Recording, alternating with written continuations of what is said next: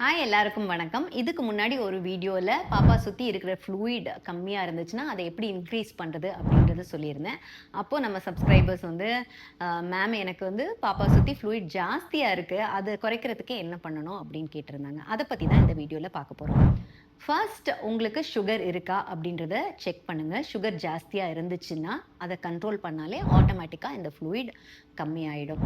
2வது small meals ஃப்ரீக்வெண்ட்டா எடுத்துக்கோங்க. ஹெவியா ஒரே டைம்ல சாப்பிட வேண்டாம். கார்போஹைட்ரேட்ஸ் நெறைய சாப்பிட்டுட்டு இருந்தீங்கன்னா, சாதம் மாதிரி சாப்பிட்டுட்டு இருந்தீங்கன்னா, அத கட் பண்ணிட்டு ஹை புரோட்டீன் வெஜிடபிள் டயட் எடுத்துக்கோங்க.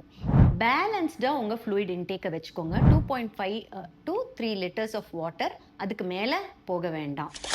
அப்புறம் கேஃபின் ரிலேட்டட் ஃபுட் ஐட்டம்ஸ் அதாவது காஃபி, டீ ஏதாச்சும் ரொம்ப ஜாஸ்தி சாப்பிட்டுட்டு இருந்தீங்கன்னா கட் பண்ணிடுங்க.